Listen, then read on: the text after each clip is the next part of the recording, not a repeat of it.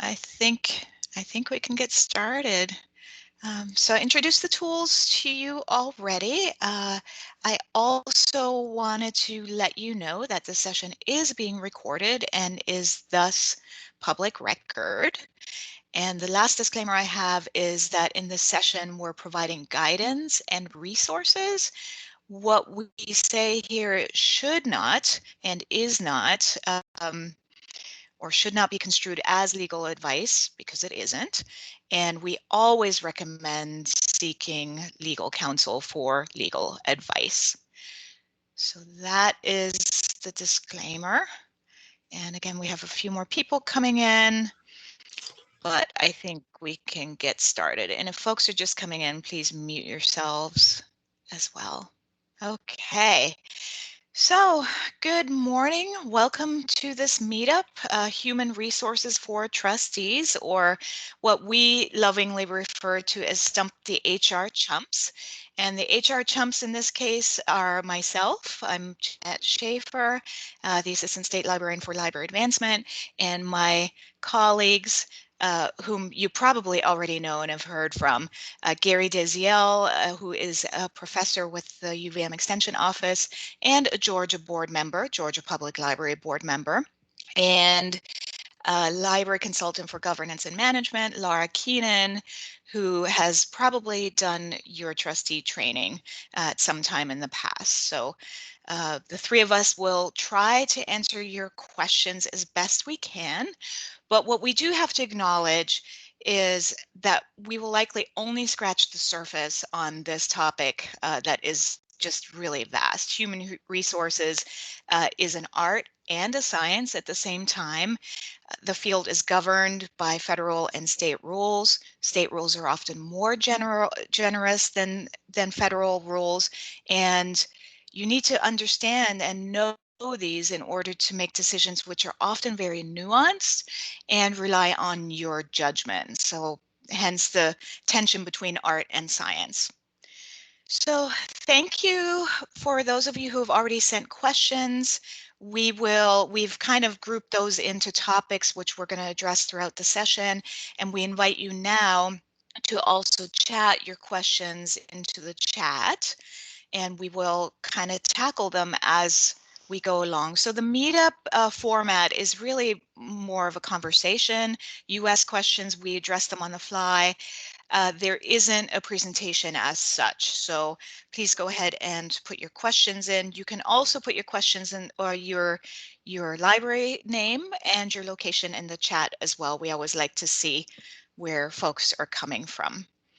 So thank you so much again for joining us. And Gary and Joy, thank you, Joy, for doing the tech backup.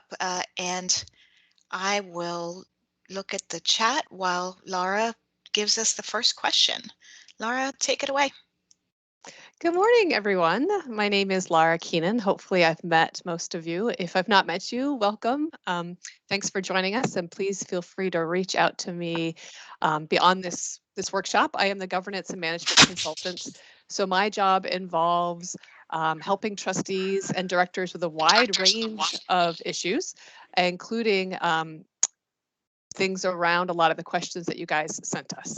So one of the questions I get a lot, and again, as I'm talking about this, feel free to write your questions for us to discuss today in the chat, or you can raise your hand and we'll call on you using the toolbar to raise your hand. One of the questions that we'll start off with today is one that I get a lot, which is how do we hire a new director, or how do we evaluate our new director? And I'm going to focus first on the hiring piece because I get that quite a bit. Well, actually, no, I'm going to focus a little bit more on the evaluation piece first. They tend to be, I tend to get both questions at the same time, but I'm going to focus on the evaluation piece. I do get that a lot because that is one of the primary duties of the trustees, is to evaluate their director regularly. And I get people asking, how should I evaluate our directors? Are there any forms? What advice do you have? And I like to try to refocus the trustees when they think about evaluating the director, to think about that, have the mindset that they're evaluating an executive.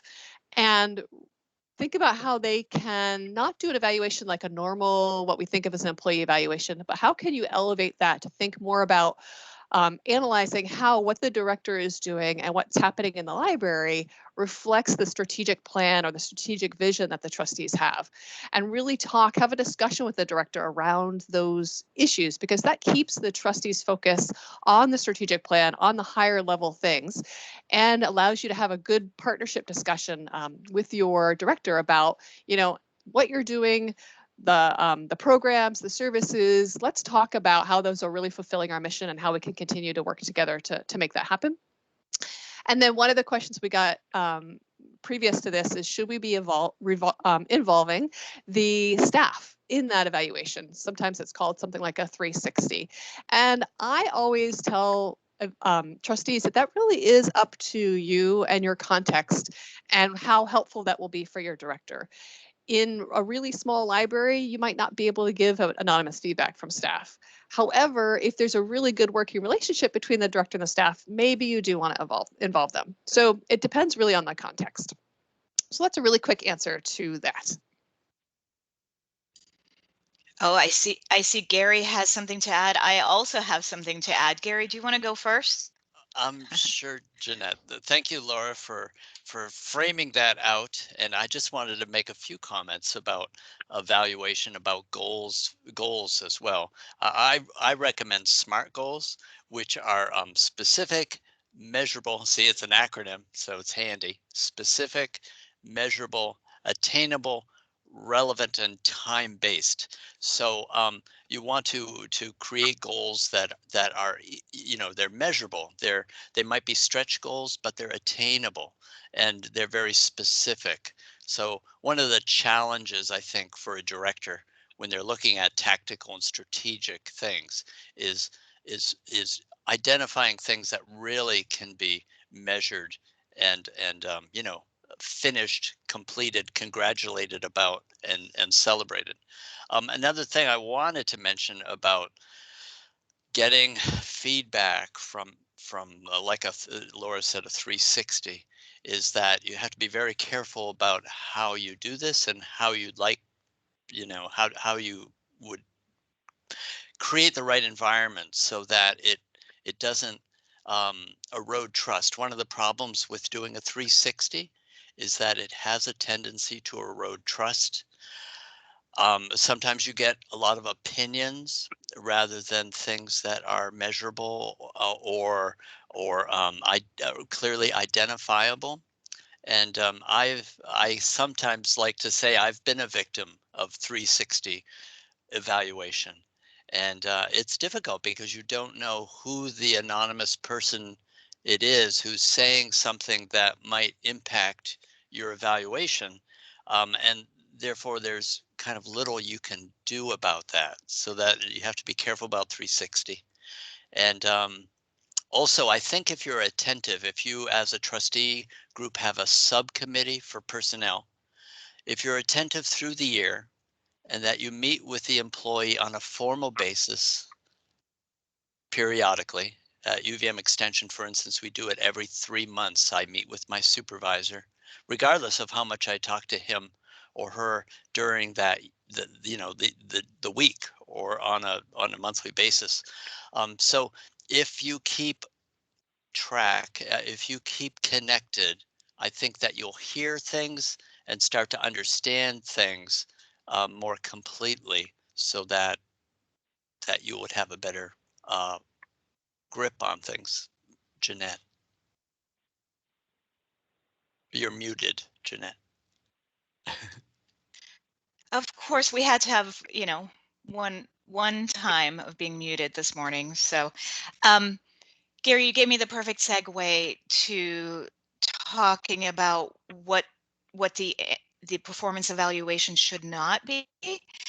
And so Gary said, stay in touch with your people regularly so you can talk about things that are happening and maybe address issues as well and tackle those throughout the year. So the performance evaluation should not be used to appraise one of your staff people or the director really whom you would be managing that there is an issue. Hopefully, the person will know when and if there is an issue and not learn it through your annual performance evaluation. So it is really important to not use that in a punitive way. It is really a way to move forward your common goals and to also celebrate and elevate the work of the person, but also to address any issues in a constructive way by setting goals that can correct any issues that you will have discussed with your director beforehand already. So please, no surprises in the performance evaluation. It's really important. And in line with measurable goals, address any issues by writing goals into the performance evaluation. That said, be honest in your performance evaluation as well. Throughout my career, I have inherited staff who have had fabulous, really top-notch performance evaluations in writing, but their previous supervisors would tell me all about the issues that they've encountered with these people. And I would look at their performance evaluation and say, well, how come this isn't documented anywhere? Well, we didn't want to hurt their feelings. So use it as a tool that is at your disposal, and use it well, and use it with the intent that it was meant to be. So those are performance evaluation things. And we also had a question about celebrating your staff and recognizing them as well. And I see, oh, Laura, did you want to say something about that? Or Gary, do you want to talk about recognition, staff recognition?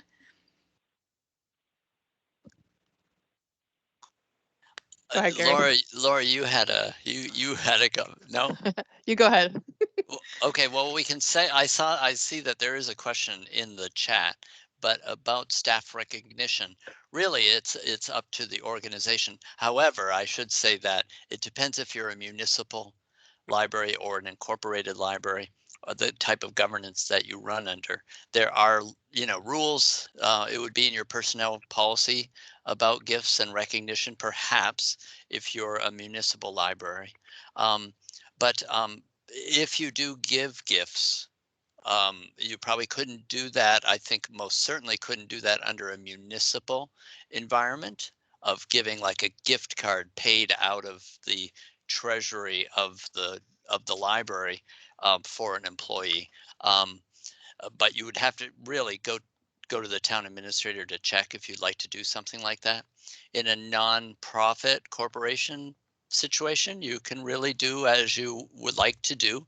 You have more leeway in that way.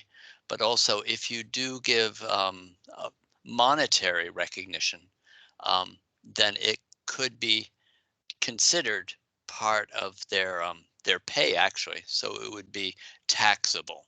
So you talk to your bookkeeper, talk to your accountant about this. Now, there's a lot more to say about staff recognition beyond the money, because very seldom do we use money as recognition for staff. So I think Janette wanted to say something, perhaps. No? Okay, so staff No, I'm just yeah. Staff. Joy asked, could Friends of the Library give monetary gift as a recognition? I don't know. It would be I don't think so. That's from a I gift don't fund. think so either.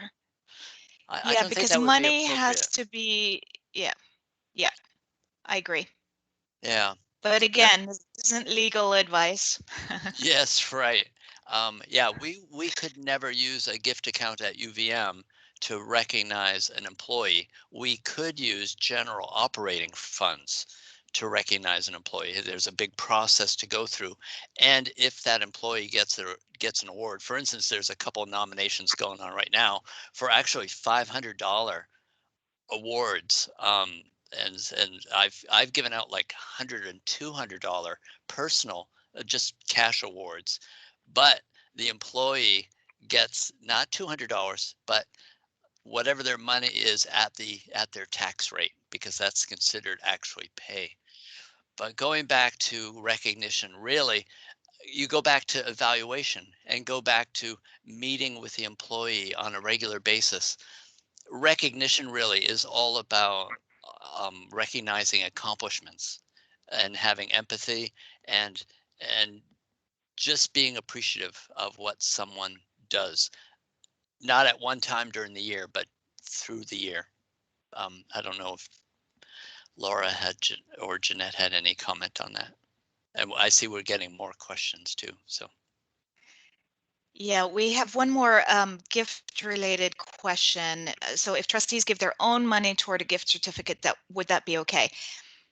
Again, it's tricky because the person is receiving the gift in their role as an employee, and there's some very tricky legal considerations that are involved with that, and I would probably stay away from that.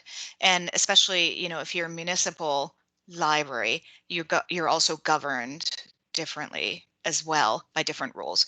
So probably stay away from gifts would be, I think, our collective advice. So let us just go right now to the first question. So Jeffrey, what are recommended procedures for conducting background checks for volunteers and new hires? I think, Laura, you have some thoughts on that. Yeah, thanks for sending that, Jeffrey.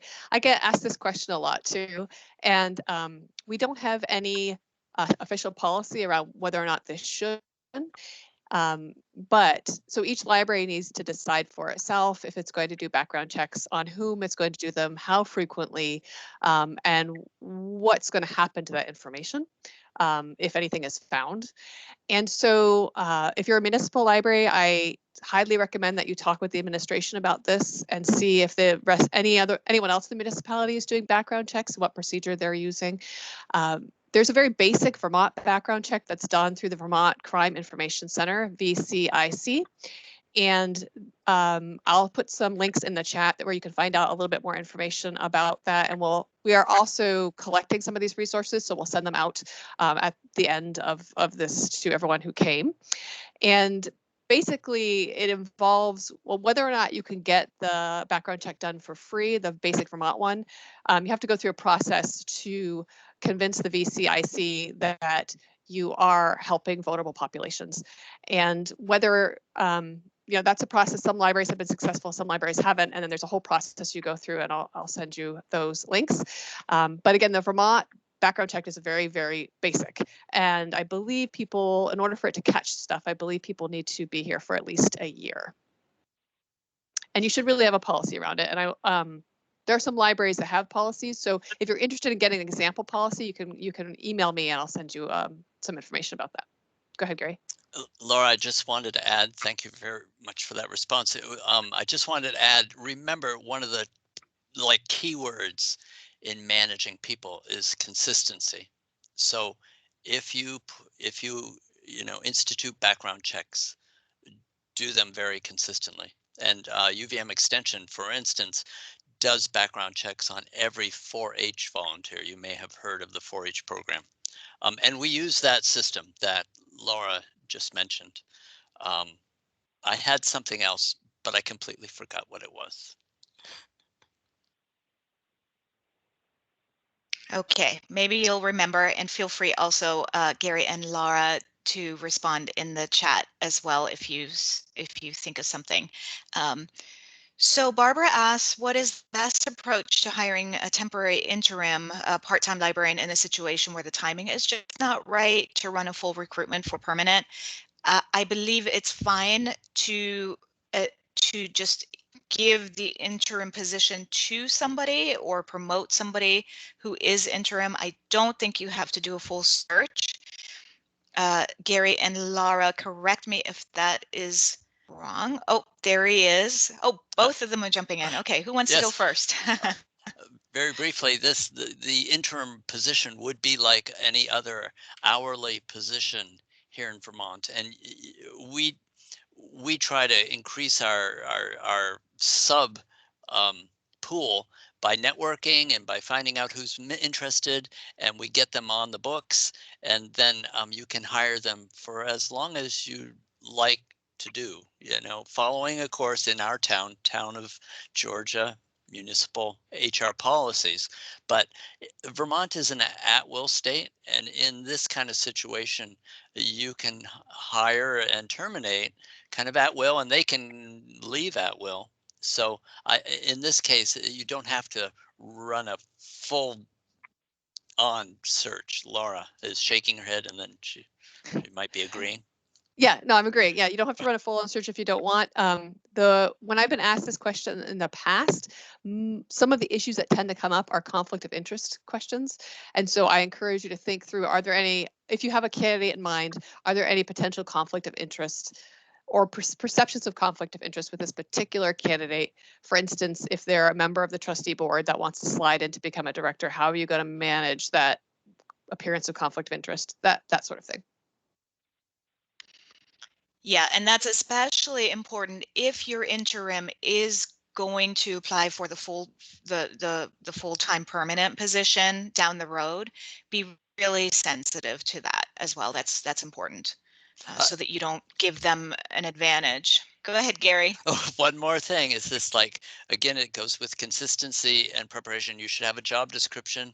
You should have a letter of offer, describing what it is that they're signing up for and what you're having them sign up for. So just wanted to add that 2 cents. Yeah, you're going to hear consistency a lot, because this is probably the biggest source of trustees getting in trouble, is when they're inconsistent, or any employer getting in trouble is when they're applying rules differently across the board. So be consistent. Whatever you do, it has to apply to everybody on your staff. So Vicki gave us the question about personnel policies, and we've gotten a few of those questions from both municipal and incorporated libraries. So in Vicki's case, we trustees maintain our own personnel policies separately for library director and staff, which may differ from those of the town. We do leverage town benefits programs for payroll, expense, bookkeeping, support services. So that is an interesting one. And Gary, you had a pretty good response for personnel policies. Do you want to talk about that? Yeah, personnel policies are very important, and they also can be very complicated. They can also be relatively simple, but you have to start again.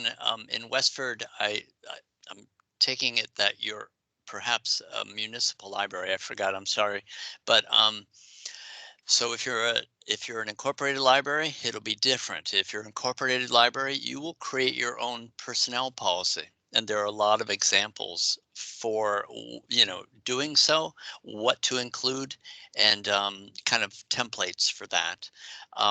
In a municipal situation, kind of the simplest, I think, of course, this is just my opinion as a Georgia trustee, is that we use the town of Georgia personnel policy, because I think there's perhaps a fear of ours of creating something that might be in conflict or might be confusing for employees. So when we have one personnel policy for the town, if you are creating your own policy, there are things that should be included. And I've actually created a document, a Word document that you can download that's on my UVM extension website about personnel policy, items to include. And there's some really good examples too. I know Laura has some examples, and on the website, there's a couple downloadable examples. I think it's from Whiting and Charlotte, I think. And so, boy, you can talk a lot about personnel policies, but that's the foundation of any discussion, any action, any question, any grievance. So they're really important to have. Yep, and we put the links to Gary's, both the sample personnel policies and also his quick read document in the chat. Laura and I were both doing the same thing at the same time. So yeah, and we will also be sending all of the resource links that we're referring to after this session so that folks who are calling in and can't see the chat can also have that. So we had a follow-up from Janette, which Laura answered. Okay, so background checks, temps and contractors, and Laura's answer is it depends on your policy and who these people will be working with. Laura, do you want to chime in? Yeah, it's who the people will be working with and your policy together that should help determine who you're going to do background checks on. So if you have people on your staff or contractors or volunteers who are not working with vulnerable populations, then you might not need to do a background check on them. That's really for people who are working, let's say, unsupervised with children, or going into homes for seniors and doing programs, stuff like that. Those are the people that you want to focus on, and just be really clear in your policy who you're doing background checks on, why, and again, what will happen with the information that is found, if any information is found. Thank you. Okay. I would like at this point to give folks who are calling in a chance to ask questions since they don't have access to the chat. And if you would like to ask a question, you can use *6 to unmute yourself. And we'll just give that a few seconds to give you some space. Okay. And we'll give you opportunities throughout. So Vicky has a follow-up question. So as a municipal library, it can be an acceptable option for us to adopt the town personnel policies if we feel that that is the best approach, avoid duplicate work or potential conflicting approaches, as Gary mentioned. Yes. I think the straight answer is yes. And Gary, did you want to add something? No, you can accept them. Great. Right? You use them. Yeah. Yeah. And again, it leads to consistency as well. So you're setting the foundation to being consistent. So let's look at some of the other questions that we've gotten just in preparation to this. So hiring, we talked about, oh yeah, there was one follow-up to hiring. We had two questions, which we loved getting, was how do we diversify our staff and how do we hire with diversity in mind? And Laura will include in the resource follow-up that we're going to send to you some tools that are great for helping you hire diversity. Of course, Vermont is a little bit difficult because you know, attracting folks to Vermont with not with jobs that have only 20 hours and aren't paid amazingly might be a challenge, but you still could follow some of these rules as well. We will also probably include some hiring tools as well, sort of, legal things, what you're able to ask, what you're not allowed to ask, just so you don't get yourself in trouble also during the hiring process. So those are good things to remember. So somebody asked, how as a volunteer group of people, trustees, how do we stay on top of all of the different rules, and things change all the time, the minimum wage and all of that? Gary and I talked about this a little bit, and sadly there's no magic bullet. There are just certain things you have to stay on top of. You could probably lighten the load a little bit by having a personnel subcommittee that could maybe divide and conquer, and everybody has their own sector that they have to stay on top of, so it isn't just up to one person or the group as a whole to kind of get bits and pieces of updates. And there are a few HR updates, listservs that you could subscribe to that kind of give you the newest, latest, and Gary has something to say about that. Go ahead, Gary. Not too much to add, but it is really difficult to keep up with HR. But I think you go back to the basics about if you have a solid personnel policy, if you do regular checkups with employees. The subcommittee is a fantastic idea, because if some personnel issue if there's confidentiality involved, you want to have only the people that have a need to know. Sometimes that's only the chair. Sometimes it's the chair and the subcommittee, which is helpful because you are able to share that information a little bit within the group. So those are important things. But going back to laws, if you're a municipal library, you have access to the Vermont League of Cities and Towns, which is a really great resource. And every town in municipality in the state of Vermont is a member. And they do have HR consultants who are also attorneys. And they have attorneys. So they are a great resource. And they have an EAP process, employee assistance program too, I think, which is accessible. Boy, the big ones to know are just the ADA,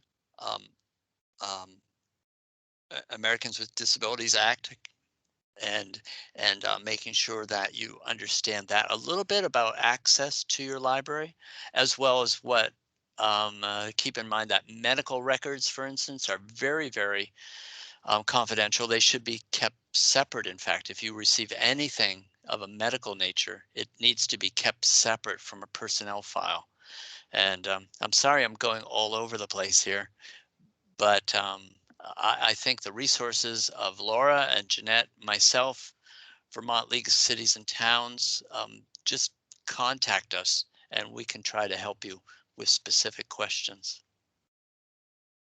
Yep, and I just put the link to the VLCT Human Resources Library in there. So if you're a municipal, you have access to that. They're actually publicly posted resources, so you have access to those. And they are a really great resource for you, and they have their legal counsel as well that you could tap into as well. So let me see, we have. This is maybe a good segue into supervision. So you're, as trustees, supervising the director, and then by extension also the staff. But again, it's only by extension. And Laura has something to say about that. And Laura, we did have a question as well about the trustee emeritus tension with the current staff member. So maybe we could talk about that, or if you would like, we could address that in a one-on-one with Laura, who asked the question. So go ahead, Laura. So one of the questions we got ahead of time, or a question I get a lot, is we talked about this a little bit when we were talking about evaluations, but this dives a little bit deeper. Who is the boss of the director? And in municipal and incorporated libraries, the default, well, for municipal, the default is the entire board. I know some library boards have a different structure. There are a few of those in Vermont, but the majority of municipal library boards, it is the entire board who is the boss of the director. And in the case of incorporated libraries, again, it's the entire board that is the boss of the director. And the reason that's important to remember is that when it comes to supervision, when it comes to evaluation, when it comes to in your interactions with the director, it's really important for the board to realize that no one member of the board is the boss of the director. It's the entire board. And so if the board wishes to direct the director to do anything, it needs to be an official action that they discuss and vote on. But if any one board member comes up to the director and makes a suggestion or says what they want, it is just a suggestion because it comes from that one person, and that one person is not the whole board. Unless for some reason the board has empowered that one person to say something to the director and they voted on that. So with that in mind, the question that we got in chat was, if you have a staff member who is married to a trustee emeritus, now what causes friction, how do you manage this dynamic? And what makes that complicated is that it's missing some of the details. So for instance, is that trustee emeritus a full member of the board with voting privileges or not? Is that staff member the director, or is it someone else? So it's complicated. But I see this as a conflict of interest question, which I get a lot of them.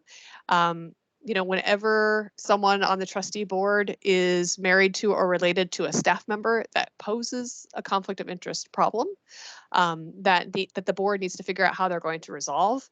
because one of the ethics violations that could happen is, or it could appear to a funder or a donor, that that board member is taking advantage of their position on the board to secure something that benefits them either personally or financially by having a staff member.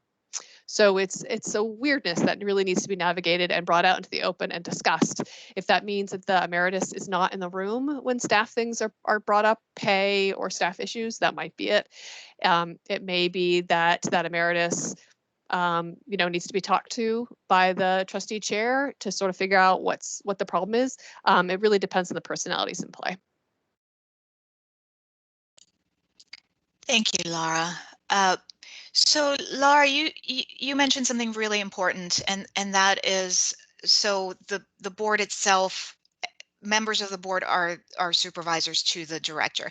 And the one thing that we see that causes so much conflict and so much heartache in this communication between the supervisors and the supervisee is that often individual board members take it upon themselves to contact the director as individuals and give them assignments, ask them for information, and do yourselves a favor as a board of trustees and establish a channel, an official channel of communication to your director that you all are upholding and that everybody sticks to, because there's nothing worse than being supervised by 5, 6 different people who all have different ideas and all give you different ideas about how to run your library. So please do yourselves a favor and your director a favor and establish an official channel of communication and then stick to it. So that's really important. Okay, and then we had a few more questions. Let me see, Barbara, if you set up sharing very carefully, can you use Google Docs and Drives to keep your personnel records, or is that not considered secure enough? And Gary, you want to talk about that?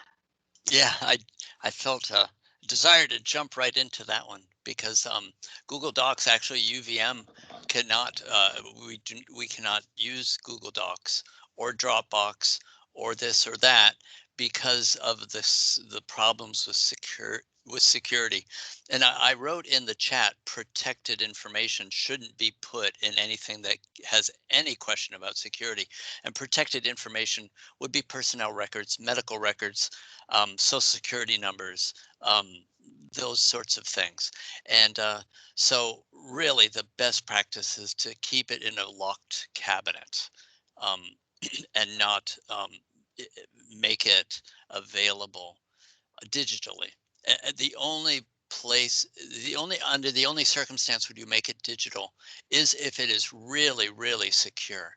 And there's proprietary software you can buy for that sort of thing, but it would be, I think, quite expensive, and it would require dual authentication. There would have to be a manager. You'd be getting into some pretty deep waters if you do that. This by far the best, I think, I would recommend is not to do that. Gary, you may or may not know this, but there is a Google for Business application that is its own enterprise application, and I know UVM doesn't use it, the state doesn't use it. I have used it in previous work environments, and I do believe, I can't say for certain, I think it is possible to use it there if you have the enterprise version of Google. The chances of our public libraries in the state of Vermont having this enterprise version of Google are probably slim, but who knows, you may have it through your municipality. You really need to delineate though between the Google enterprise version and using it not with your personal Google account.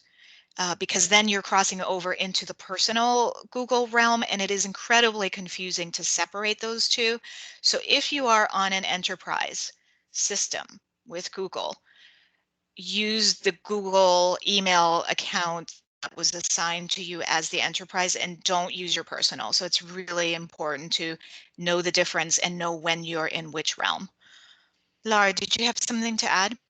Yeah, to add on to what Janette is saying, and this connects to someone, to Janette in the chat, someone's asking, it's what we're talking about here is security. That's the piece. So if you have created documents that you're storing at the library electronically, this gets into the security of your server. And making sure that you work with an IT person to make sure that your server is secure, so that the stuff that is being saved electronically can be secured and not hacked. So yeah, something to talk with your municipality about if you're a municipal library, or if you're an incorporated nonprofit library, making sure that your computer network is set up securely. Just to jump Yeah, in, and because I like Janette's question of typewriters and for personnel records. Of course, they be in a Word document on a computer, which just underlines, of course, what Laura just said. And for instance, I had a lot of personnel files on my computer because I was responsible for a bunch of employees. But my computer is, again, it's double locked to get into it. The administrator, high level, can get into it, but it's double locked. It's backed up, all sorts of firewalls. So you have to be really, really, really just be thoughtful about where those documents are. And I know that there's also tools to keep specific folders, for instance, under tighter security. But it was interesting. I don't know if anybody went to Town Fair from Vermont League of Cities and Towns 2 years ago, but there was a great presentation on IT by a consultant, and municipalities are very vulnerable. So just be as careful as you can be, because you don't want to explain what happened. You want to keep it from happening. yeah, it's very interesting. So, speaking of scratching the surface, we're scratching the HR surface, we're scratching the computer security surface. There is so much to know about this, and we understand how overwhelming it gets. So again, know that we're here as a resource for you to maybe dive a little more deeply into some of the specific issues, just because we could go days talking about this stuff. The thing, Gary, that you said was really interesting to me. We had an ethics training yesterday at the Department of Libraries, and our trainer said, if you don't want to see it on the evening news, or think about a scenario and think about whether or not you want to see it on the evening news, or if you want your mom to learn about it from the evening news. So there's a little bit of, be safe and be smart about what you're doing. So I'm going to give, before we delve into the next topic, which will open another can of worms, and that's probably health information and vaccines, maybe. We had a few questions about that. Want to give the floor to folks who are calling in and give you a chance to ask questions if you want. So star 6 to unmute and go ahead and ask if you would like. And those of you in the room also, you're welcome to raise your hand or turn on your mic and ask questions if you'd rather use voice than typing.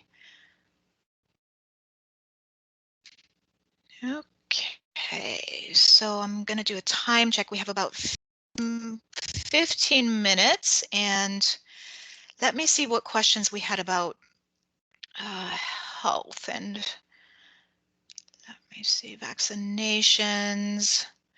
Can you require your staff to have vaccinations, your staff and volunteers? How do you treat them differently if they have not? And I know that, Gary, you have talked about this ever since really the pandemic started, and since vaccinations have come on the horizon. So if you want to maybe give us the nutshell of what you can and cannot do versus requiring proof of vaccinations versus, HIPAA and all of those shenanigans. So go ahead. Yes, I know I'm putting you on the spot here. no, it's all right. Shenanigans is a good word. So in the United States, it is you can make vaccinations mandatory for your employees, but in a recent data that I've saw, about 5% of companies are taking that step. And it's really because they can really, really, really clearly justify doing that. So in this scenario, of course, with Vermont Public Libraries, we're not talking about mandatory vaccinations. I think in a nutshell, we just go back to the Agency for Commerce and Community Development, ACCD rules here in Vermont, because we're not going to treat employees differently right now if they're vaccinated or not vaccinated, except they can travel out of state, right? And they can come back without having to quarantine or quarantine for 7 days and having a negative test. So there's still social distancing. There's still remote work, if at all possible. There's still all these rules in effect. And slowly, I think we are up to 43% have had their first vaccination. We're getting there. You know, herd immunity is 65, 75, 70%. But in a nutshell, we just have to pay attention to the ACCD rules, listen to what the governor says every Tuesday and Friday, see how things are opening up. And as an employer, you may want to encourage vaccinations. That's certainly something you may do. And it's just, you can connect it directly to the opening of Vermont economy, to the mental health and well-being of people. And so, Janette, I'll throw it back to you after that nutshell. Yeah, let me see. I think we had a hand raise, so let me just, Nancy, do you want to ask your question? I do, thank you.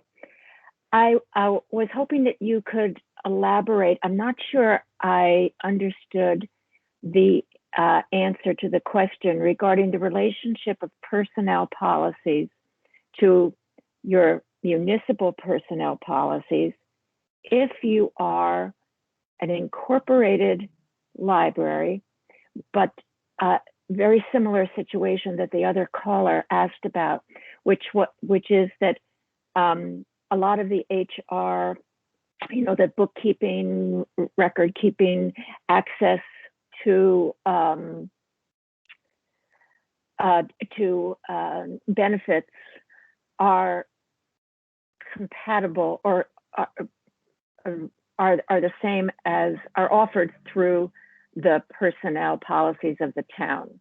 I know I didn't make that very clear, but I'll try again. So if you are, so I'll just say we are an incorporated library, and we want to be sure our personnel policies are appropriate. We are, our town bookkeeper does all of our major record keeping bills, not bills, but pays the payroll. And our librarians are eligible for the benefits that the municipal contract offers to the municipal employees.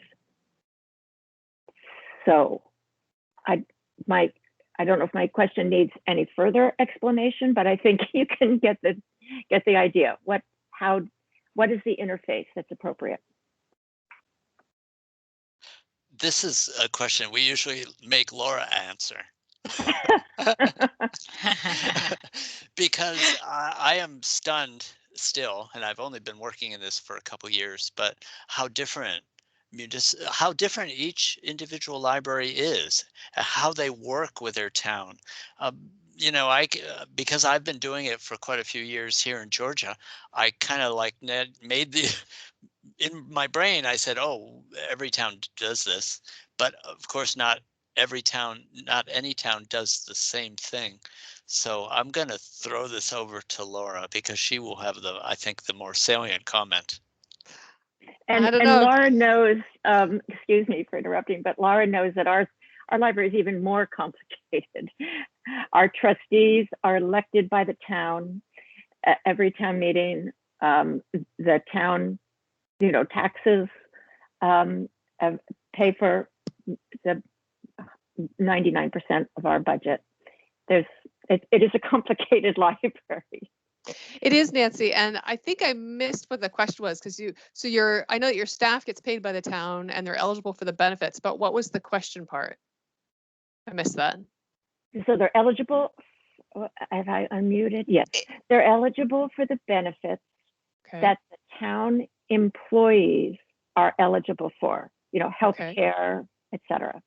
Okay. So what was your question? My question is, what would you see as the compatibility, the recommended compatibility between our own personnel policies and the towns? In other words, yeah. So they receive the benefits. If they receive the benefits, should they also be subject to the other conditions? That's a really great question. And I feel like that would be a great discussion point for you to have with the town administration. That would be my recommendation that you explore that, because if they are getting or eligible for and getting the same benefits, and if the town is paying them, it might be worth cribbing or sort of borrowing from the town's personnel policy and implementing that, unless there's something that's in the town personnel policy that you fundamentally disagree with and you have a real reason for that. Otherwise, I would suggest considering there being some parity between the two, just to really show that we're all in this together, we're working together, and we want to follow the same rules. Okay, that was very helpful. Thank you. Yeah. Those of you who've worked with me before know that I'm very fond of emphasizing that we're kind of all in this together and really trying to have consistency, whether you're incorporated or municipal, finding ways to make it so that there is some consistency and there's a lot of transparency around the rules that we're all playing by, because we are funded in part or in whole by tax appropriated funds. And I think it depends on your situation, and each situation is very different, as Gary said. But the more we can be really transparent and follow agreed upon rules, I think oftentimes that is the best practice in terms of gaining trust of taxpayers. And also your colleagues in the municipality as well. I think it just helps be more transparent across the board, and you don't have different groups being treated differently in your municipality. I think it helps support a better mutual understanding as well. So speaking of benefits, we did have a question about somebody has an all part-time staff and they needed help with establishing their leave policies, their sick policies, sick leave policies, and things like that. So vacation, the benefits basically. Vacation time is not governed by any, I think, is not governed by any federal or state of Vermont rules. Sick leave, however, is for part-time 20 hours per week or greater. So the Vermont rule for sick leave is more generous than the feds. And Gary, is it right that vacation time is not governed by anybody? It's kind of up to the library or the municipality to set those benefits? Right. I think so. I mean, culturally in the United States, it's generally like 2 weeks per year or so. It's higher in other places in the globe. But yeah, you'd start with the municipality. It depends if you're a municipal or an incorporated. But really, you've got like this palette that you can paint upon, and there are things that you need to include in the policy. But the sick leave is a really important thing that is easily missed if you have a part-time employee 20 hours with the Vermont state law for leave required. Yeah, and sick leave also includes FMLA, right? Which applies then to the care of parents, to the care of children. So that sick leave can be taken beyond your own illness, but also to be a caretaker. So that's really important to acknowledge as well. Right. Vermont and federal Family Medical Leave Act allows you to have 12 weeks off, unpaid or paid, without losing your job in a 12-month period. It's kind of a rolling number. So that's a really important law to be aware of, and is used quite frequently by a lot of people, because it extends to your, like Janette said, all sorts of family members. You want to take care of a brother, take care of a sister, take mom or child, whoever related. You can do that without fear of losing your job. Yeah, and that again is a big can of worms that we're happy to answer specific questions if you do bump into needing to give FMLA or you have a request for FMLA, because there are a lot of things to know about it and a lot of rules that you need to adhere to. So we have 4 minutes left. While we take any last questions, we'll put the feedback form in the chat as well, and we would appreciate your feedback on, especially on how this meetup format works for you as well. So let me see if there are any final questions. Thank you, Joy, for posting that link for the evaluation in there. And any final questions, or Lara and Gary, anything you want to add as parting words? I think my big thing, there was a question that we got previously, which we sort of touched upon a little bit. It's related to continuing education, both for employees and for trustees. And so thank you for engaging with us in this workshop. This is sort of part of your continuing education, but we at VTLIB, Vermont Department of Libraries, offer webinars all the time on certain education topics. We give you links in our resource digest, and Joy sends out a CE, continuing education email every month and every week. So all of that can be continuing education for your staff. I encourage you to make time for your staff and for your board to continue to be to continue their education, upgrade their skills as well.